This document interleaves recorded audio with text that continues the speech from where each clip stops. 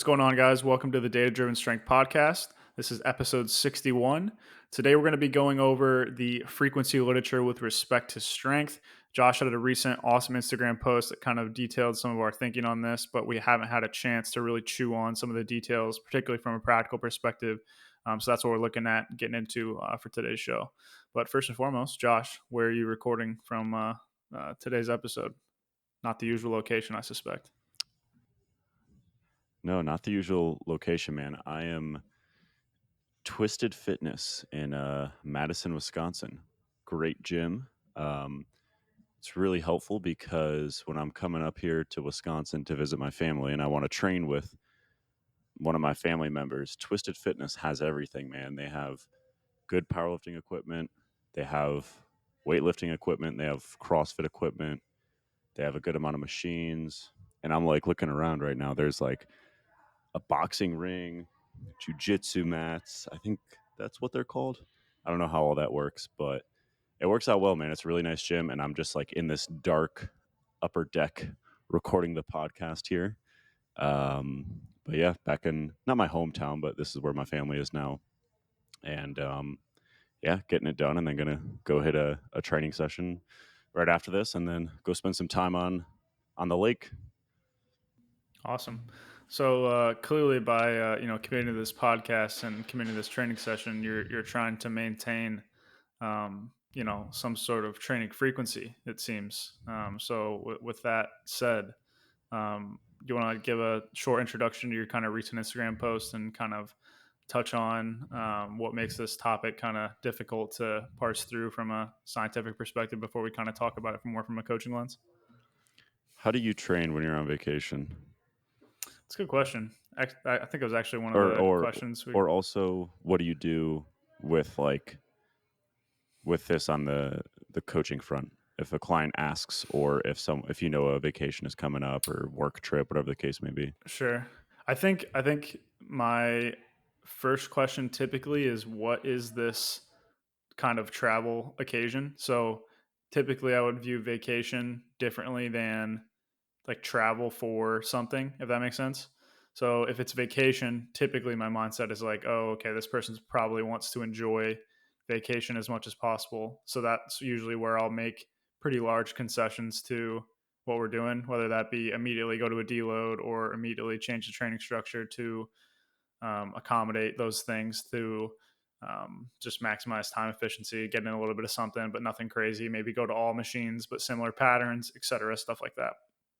If somebody's traveling and it's kind of something that is a little more accustomed to, it's like something they're used to dealing with, or somebody who travels frequently, that's where I think you over time kind of build the skill of trying to look for the gym that has the equipment you need, try to make small adjustments, but for the most part, let's try to keep most things the same, those kind of things. So I think for me, if I'm thinking vacation, I'm thinking on, hey, let's go try out any cool toys that they have that may fit the rough kind of pattern of what I'm thinking to do for my session. But for the most part, I'm just trying to get something in, enjoy it, get the more short-term benefits of exercise rather than thinking about my training in a longer term. Obviously, that'd be different if you have like a competition on the Yeah, timeline or something like that. But that's usually kind of the way that I think about it. What about you?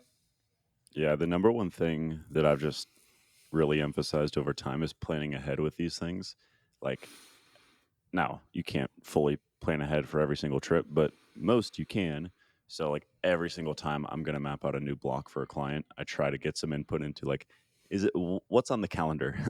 Mm-hmm. um, and ideally, like, if it's, right now we're recording this in July, if they have a trip in November, I kind of want to know about it like as soon as possible, especially for powerlifters. I think being able to plan ahead is helpful.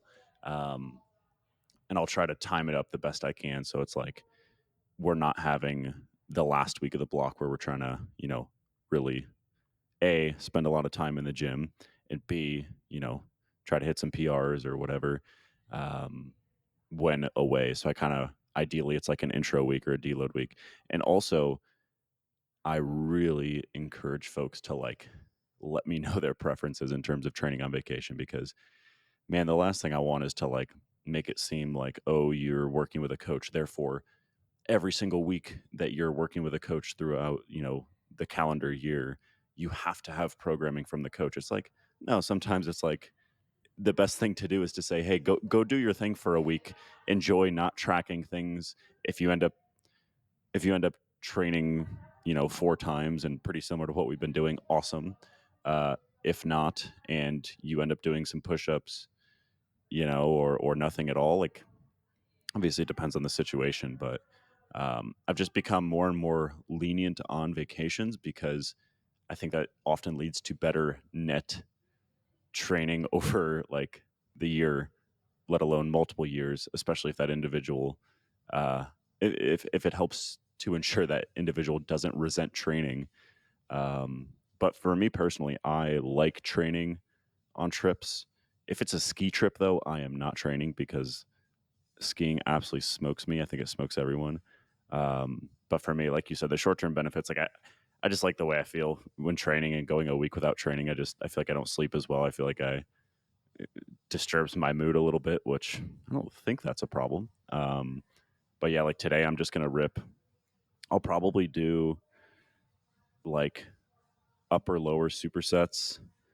Um, Ideally, thing like I do have my BFR bands, so I might try to do like some BFR stuff instead of like having to load up heavy leg press. Just get done full body session in like 45 minutes, and then I have some dumbbells at my parents' place where I'm staying.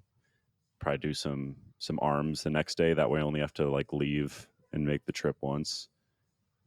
But yeah, I think it depends on the goal. But I've definitely shifted on that because I used to try to stay exactly on track every single time, which I think can be a net negative at times. Anyway, frequency. Yeah, man, I think this is a good example of just the role of research in general. And I was kind of reflecting on this when you kind of mentioned that this would be a good topic to talk about on the podcast.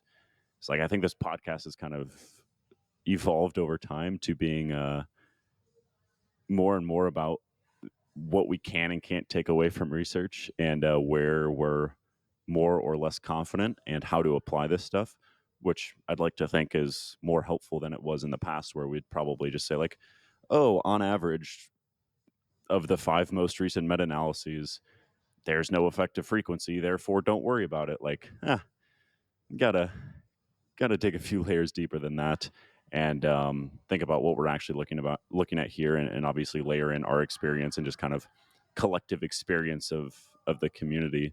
Um, the meta analysis that I reviewed, I think it was published in 2018. It was from Grgic.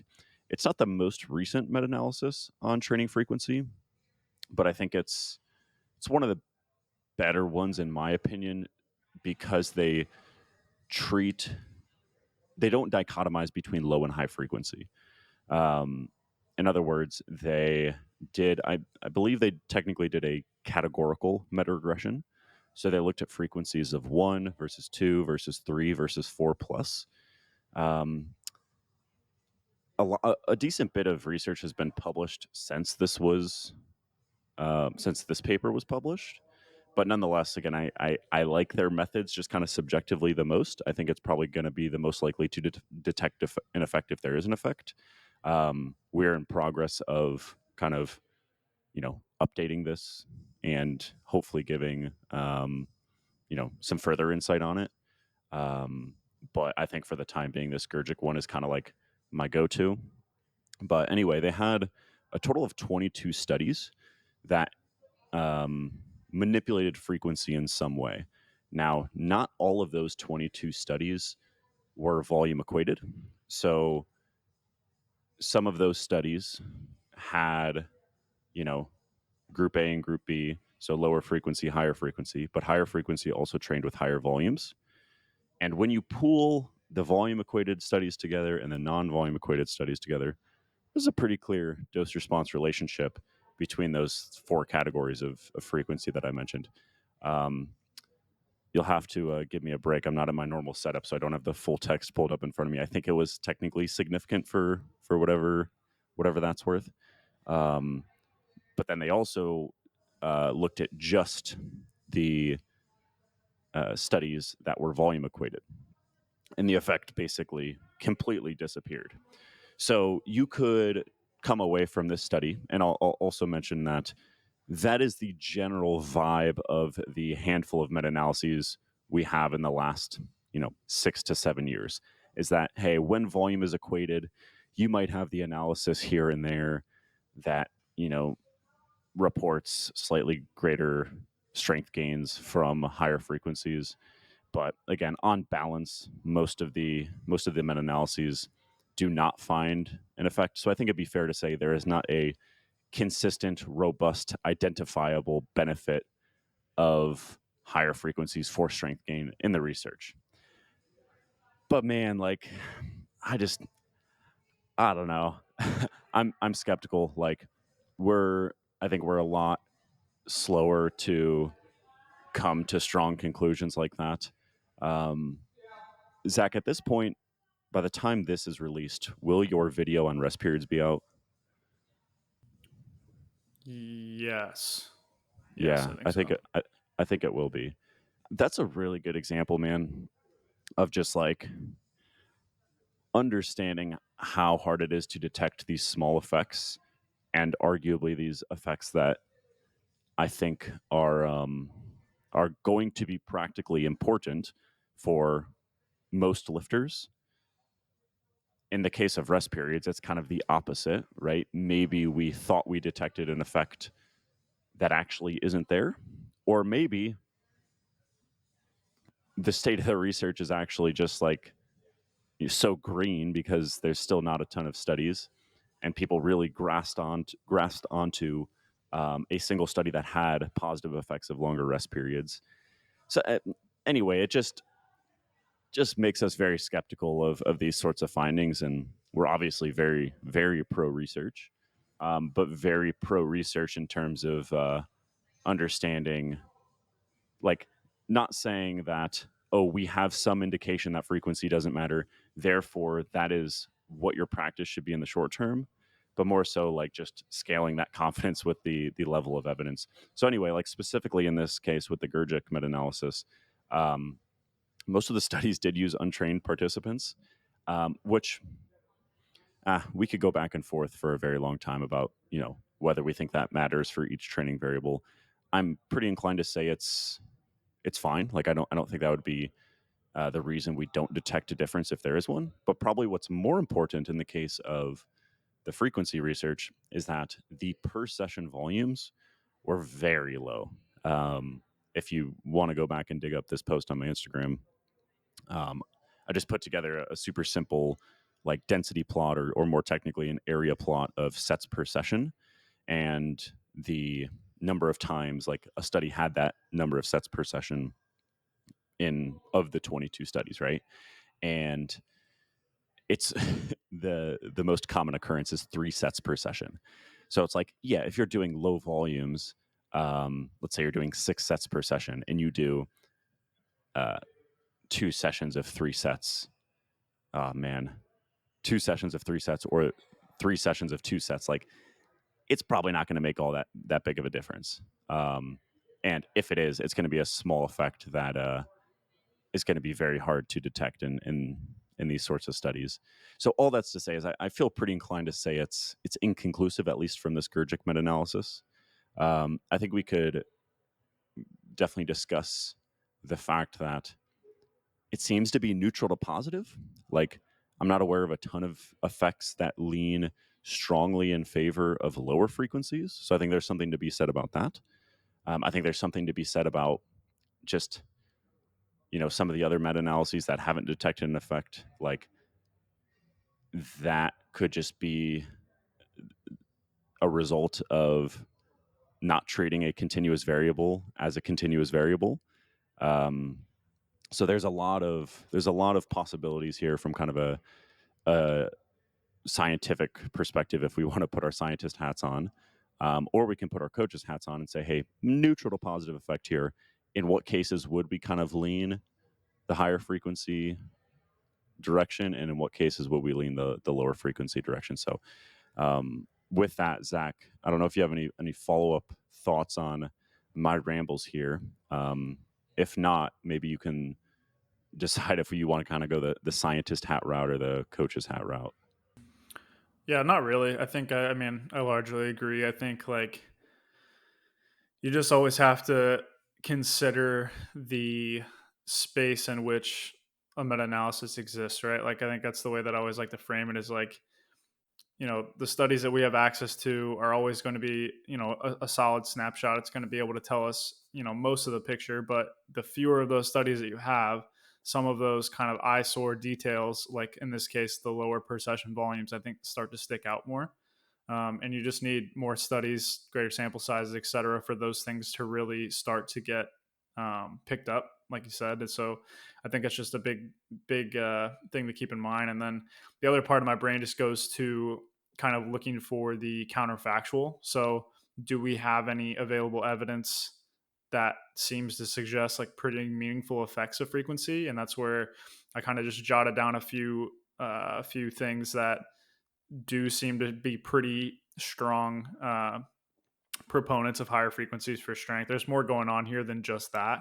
But you have things like the Norwegian Frequency Project. Now, that's like for people that don't know, it's like this kind of mythical, unpublished data that took the Norwegian powerlifting team that compared the same weekly volumes of 3 versus 6 times a week, I believe, and showed like pretty striking effects in favor of training 6 times per week. So pretty well trained individuals, pretty high training volumes, splitting that up 3 versus 6 times per week. And there was a pretty meaningful effect in favor of 6 times a week.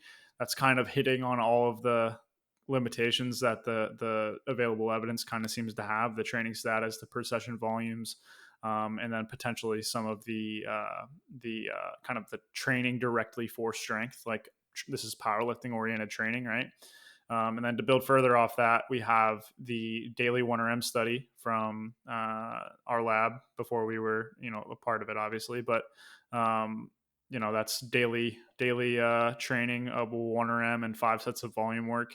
After that, every single day, there wasn't a comparator group, but it was pretty striking strength gains in really well trained individuals. And obviously, there's a lot going on there. You have the very, very high peak intensity. You got, pretty high volumes if you were to calculate those per week. You're talking like 30 sets of squats. So it's a lot. There's a lot of stuff going on there. But maybe a more moderate version of that would be all of pack stuff, with the minimum effective training dose stuff where the frequency was, relatively low, but it's kind of high in terms of the peak exposures that we always kind of talk about, like the heavy exposures, the frequency was pretty high, and they still were able to make meaningful strength gains for pretty well trained folks. So I think not only is the evidence that we have pretty limited in some important ways, I think you can pick out quite a few counterfactuals that do point to the potential upsides of higher frequencies. And I think when you have both of those things in place and the existing evidence seems to pretty much every time it's a not meaningful difference, it does kind of lean in favor of higher frequencies. I think that's like a textbook example of not picking up uh, small effects typically.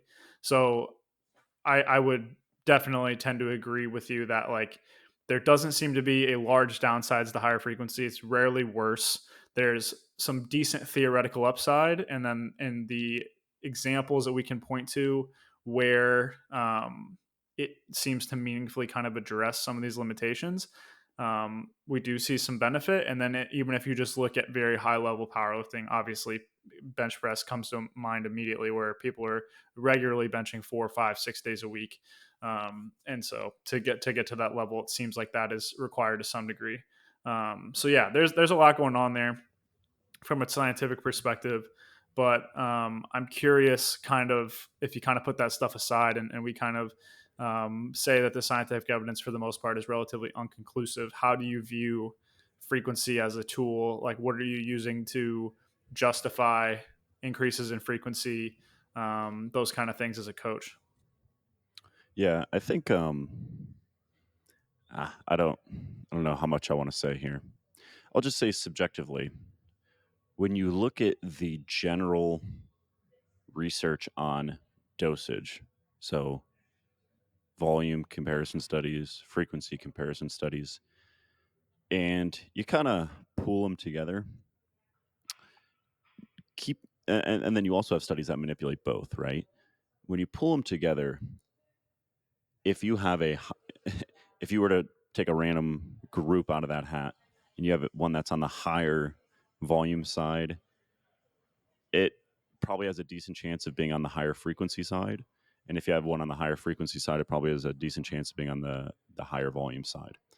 So I think that's important to keep in mind is like most of the discussion from a research perspective, and I think how it's communicated in kind of our niche is the effects of frequency when volume is equated. But I don't think that's how most people leverage this variable in practice. And I actually think previously in my coaching practice, I was like too strict in kind of manipulating volume and frequency independently. So I was like, oh, lifter John Smith has, a bench plateau. He's benching 3 times per week. He's doing 5 sets per session. Okay, my next step is breaking those 15 sets up evenly over 4 sessions. It's like, most of the time people are benching with higher frequencies. Yeah, the frequency itself might have an effect, like we've been talking about, but probably the more important thing is it's allowing this lifter to get in more additional work, right? I don't know, like if I'm trying to squat with more than 15 sets a week and I'm trying to do that in one session, things are going to be cramping by the end of that session, and like it's not going to be all that enjoyable, and the quality might fall off. As we've talked about, the performance itself of training seems to matter a decent bit for strength, whereas for hypertrophy it doesn't seem to matter quite as much. So if your performance really takes a dip near the end of higher per session volume sessions, um, that might be a time to kind of spread it out a little bit, and you might be able to bump up the overall dosage a little bit more. So that's a long way of saying that I think frequency can be dosage in disguise, and thus when we kind of casually say 4 times per week benching is going to be more effective on average than 2 times per week benching. I don't really know the effects of frequency itself there, but that's definitely going to permit higher volumes, or yeah, permit higher volumes, higher dosages, and higher quality as well. Like if you have someone that let's say you want to have them do 4 total top sets per week, um, and you spread those out over 4 sessions compared to over 2 sessions, you might get a nice bump in quality. Let alone if you want them to do you know 20 sets on the main lift throughout the week. So I think it's kind of a dosage tool in disguise, and I don't know how helpful it is for practitioners to think of frequency as an independent variable, even though that's how science kind of typically goes about it. With that said, I might kind of we both might be kind of coming off as like higher frequency proponents in a way right now, but I would say we're pretty probably pretty moderate, and in my experience, higher frequencies do seem to enhance the likelihood of aches and pains and niggles. Now, again, is that an effective frequency itself, or is that an effect of the higher dosages that typically come along with those? As a bit of an anecdote from myself, when I went from benching 3 times per week and I tried out 4 times per week, and now my training skill was not very good at the time. I had some pec tendon issues that and then again, my training skill wasn't very high, so I didn't get through it as quickly as I probably would now. Um, that definitely took away probably 12 to 18 months of solid bench press progress because I went from 3 times per week to 4 times per week and mismanaged things. Um, again, I would do it a lot differently now. So uh, I think this is an important variable to individualize. To be honest, as an independent variable, it seems to be neutral to positive, but it typically is just a way of modulating the overall dosage.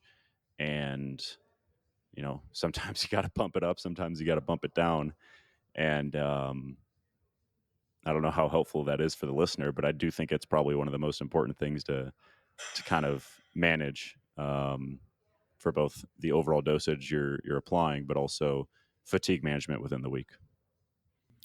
Yeah, it's funny. We haven't talked about this, but I think I've had the very, very similar observations to you. So, just a little bit of background on our personal experience. I am somebody who can bench 6, 7 days a week, even I've done before.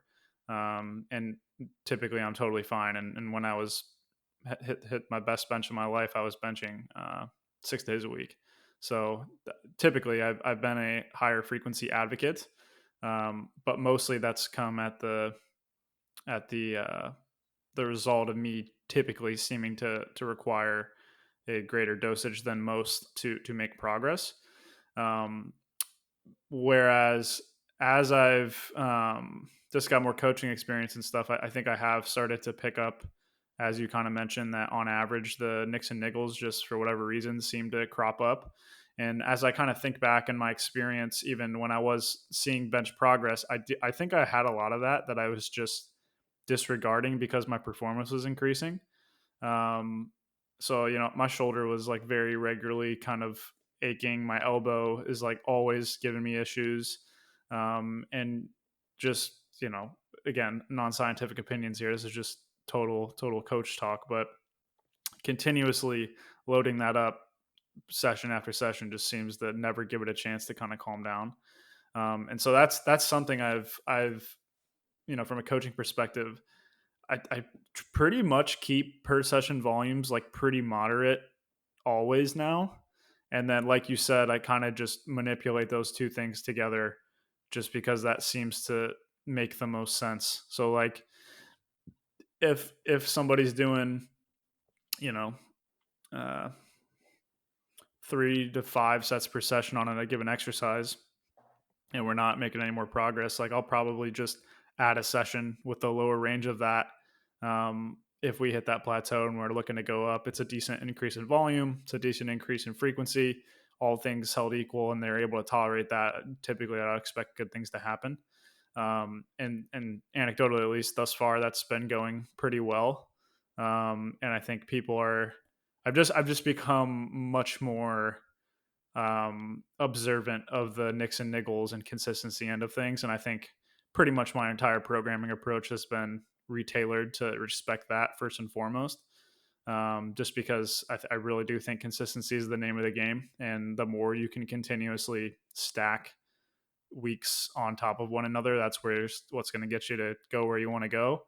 So yeah, it's interesting to hear you kind of come to that kind of position in me as well, kind of coming from opposite ends of the spectrum. So I Yeah. think that's interesting. But yeah, I tend to think just purely from a bet hedging perspective. I do think it has a neutral to positive effect, just like you said. That I think is all things held equal, probably something when we talk about stacking these small effects that we're, in practice, you kind of have to write something down on paper. You have to train. You have to make a decision whether this is worth it or not. And I tend to think that that's going to be a worthwhile investment in most cases for strength. Um, Definitely biased by my personal experience there to some degree, but I think it's just a matter of degree to what that Yeah. ends up being, like what people can actually tolerate. Um, and I think there's a lot of the more that I've looked back on training anecdotes, I think biomechanical explanations just are really powerful. I can arch substantially more than you. My range of motion is substantially smaller. I'd use a wider grip. Like a lot of those things, I just think start to add up when you take the extremes of the training prescription and kind of just our different bench experiences is something we often compare and contrast. So yeah, I don't know. I think that's Yeah. an interesting kind of thing that we both came to different ways. Yeah. I think like it's so like cliche, but even if we're saying these things, this variable is neutral to positive, that is all things held equal. And I don't think practically it's a neutral to positive. I think it is very much a negative to positive in practice. But again, all things held equal, and aches and pains, these niggles are kind of accounted for theoretically, then yes, I think it's neutral to positive. So to make this as practical as possible for the listener, And I guess just to summarize, probably where our heads are at. Um, Zach, you can let me know if you agree with this, but I would think of frequency as a variable that should be as high as possible, but without taking away from performance in the short term or overall dosage in the long term. So let's start with the end of that, right? Dosage in the long term. If going from, like for me, 3 to 4 times per week benching, and that causes 12 to 18 month setback, higher frequency was a negative for sure. Same idea with the the former, right? If it takes away from performance in the short term, frequency is probably going to be a negative. The cases where that would be is like if you're trying to do very high volume squatting or deadlifting, and you go into your heaviest exposure of the week very fatigued, that's going to take away from your performance in the short term, probably again causing a net negative on strength gains. Most of the time, higher frequencies is probably going to enhance your performance because the within session fatigue is less, but that's only going to be a positive if the between session recovery is sufficient, especially going into that primary day. I see Zach nodding, so I assume he generally agrees with that kind of mental model. And I'll finish with a quick anecdote from my client, Dustin. Dustin is a very interesting case study because when we started working together, the gains were, I'd say, good. Like he was making good progress. Um, I somehow talked myself into starting to work with him like about 7 to 8 weeks out from a meet, which is not really my preference, but we let it rip. And within those first, that ended up being 2 blocks. He hit multiple PRs on the platform. Um, and then after the meet, we kind of stuck with a similar training approach, but blocks were kind of getting cut short, or we had to deload early. Aches and pains were pretty high. Um, and then recently, probably starting about 8 weeks ago, I'd say, um, I was just like, man, I'm worried that like this will cause something more serious that will lead to a bigger setback. Um, and also, if we're deloading earlier, then whatever we're doing right now is not. It's actually taking away from total dosage because it's not totally sustainable. And it took a couple blocks of tinkering, but basically where we're at right now is we didn't actually change his frequencies, but we like kind of did. So basically what I did is his secondary days for squat, bench, and deadlift are extraordinarily light. I'm talking like 50 to 60%. Um, and like in a way, it's a reduced frequency. Again, it's not technically a reduced frequency, but I encourage him to think of these sessions as like recovery promoting. Whereas before, if we're doing like a pause deadlift top set of 4 followed by 2 back off sets of 7, like that's not really recovery promoting. Whereas now it's like, let's do percentage based deadlifts for 3 sets of 6 at like 60%. And like, I think I actually sent this to you, Zach. Like, just progress has taken off. Like within 2 blocks, probably in the ballpark of like 60 to 70 pounds on his total. So I think he was adapting under the hood, um, but he just could not perform on those primary days consistently. And now it's really taken off. Now, I guess to play devil's advocate against myself is like, how long are these really solid gains going to last? It could be a short term peaking effect. I don't think that's the case, though, because again, if anything, the total dosage is the same or maybe slightly higher because we haven't had to miss sessions because of aches and pains and we haven't had to deload early. And this is just a lot more sustainable. So that's an example of a theoretical neutral to positive variable actually being a negative in a way from a practical perspective. And that's just where I guess to some degree, the art of coaching kind of comes in with the fundamental understanding of what these variables are and where the evidence leans in these kind of theoretical situations. Not that research is theoretical, research is done on humans, but it is controlled for people that make it through the studies and people that are willing to commit to the protocols. So it is controlled for completing the study. Whereas, hey, maybe if Dustin was in one of these frequency studies, um, maybe he would have been the person that's like, oh, there's no way I'm not signing up for that. Or he's the one that's, maybe the researchers decide like, hey man, like it's not smart to continue if you're feeling this way. So, yeah, very very important variable is what it comes down to, even if it is dosage in disguise. Beautiful.